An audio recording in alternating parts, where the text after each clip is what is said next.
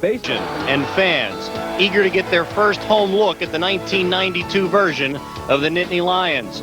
Penn State, already victorious on the road, was anxious to see if the old axiom held true, that you improve most between your first and second games.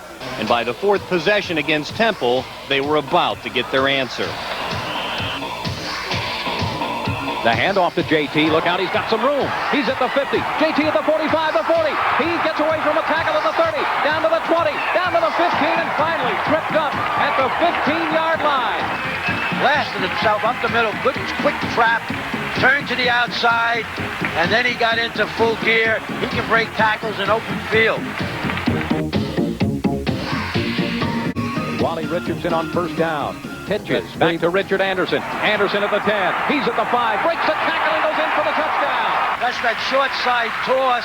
This time they blitzed not only the outside linebacker, they blitzed the cornerback. Anderson broke it back to the inside. Very strong running back, a 215-pound running back, and got into the end zone. Anderson had the only score of the first quarter, but the Penn State offense was like a snowball rolling downhill, about to turn into an avalanche.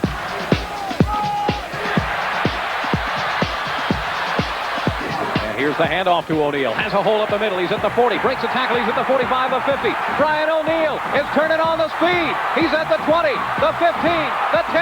Taken down at the 6-yard line by Tony Angelo. Quick fullback trap up the middle. I didn't think O'Neal at 232 could run that fast, Bill.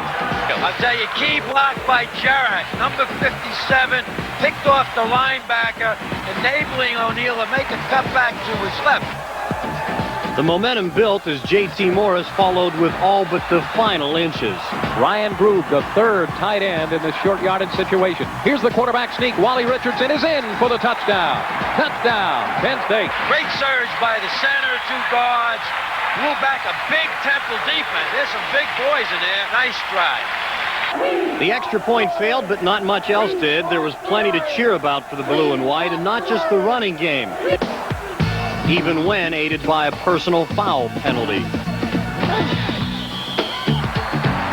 On first down, play action. Wally Richardson looking to throw deep. Boy, does he unload this one for O.J. McDuffie. O.J. is there, makes the catch at the 10-yard line and goes down.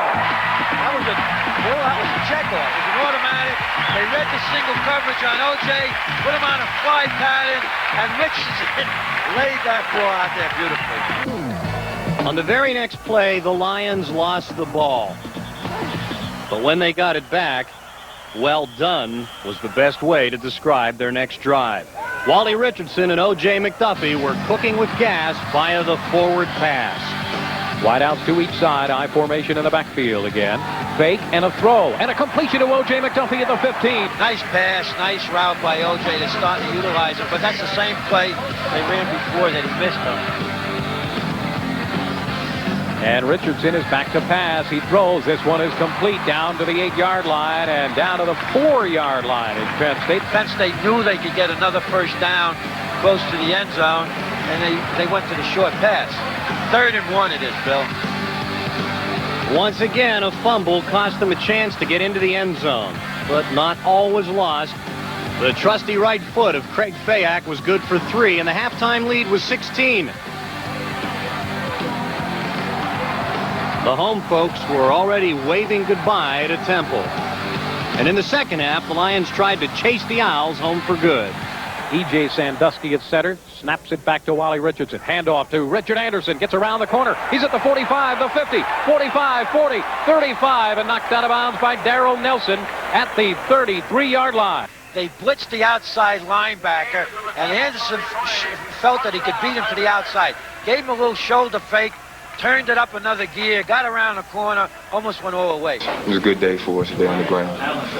We stuck with our game plan and things like that. It worked out good for us. Second down, 10 to go. Richardson waving out to his wide receivers. Takes the short drop, lobs one for O.J., hits him. He makes his spin at the 15, and he's down to the 10 and 8-yard line. But what a throw, Bill.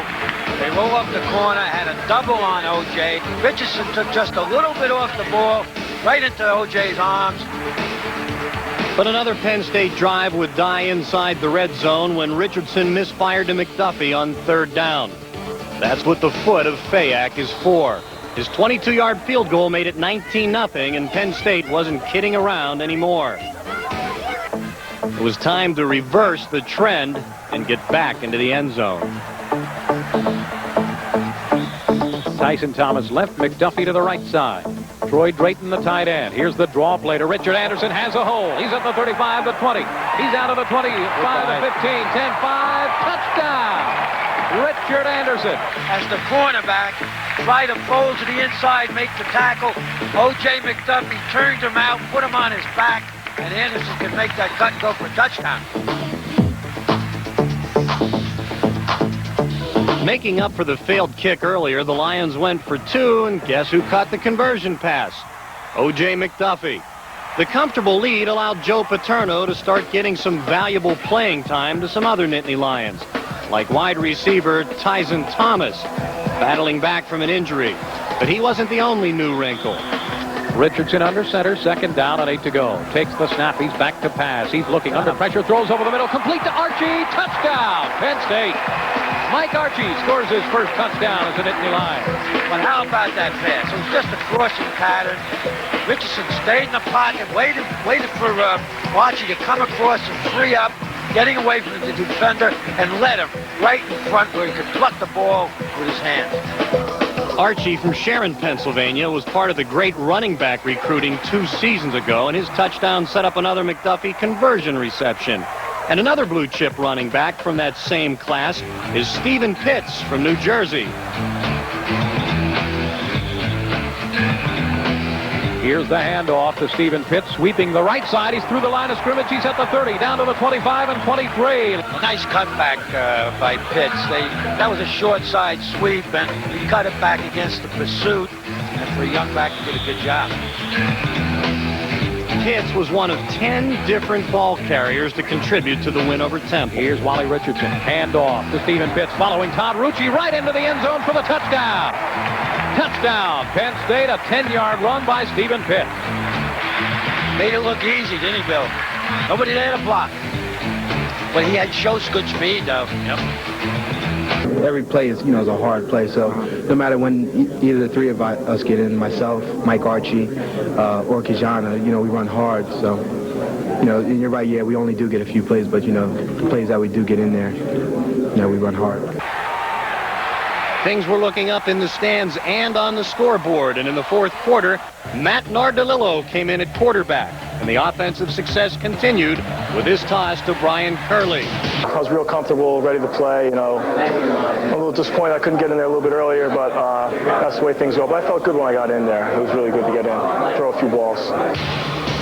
Kijana Carter, you got it, same recruiting class, only he's from Ohio, took his turn to show off the running game of the future. Takes the handoff again, cuts back and goes in for the touchdown. Kijana Carter, 2-yard run, and Penn State gets a touchdown from a fourth of their tailback. Well, they're using Archie in the slot a lot, more than he is as a running back. I wouldn't be surprised. He's a potential flanker. Lion fans cheered till they were blue in the face, although Temple's David Jenkins broke the shutout with a little over 6 minutes to play. The final score of 49-8 had the Nittany Lion doing a lot of push-ups. And Joe Paterno's team at 2-0.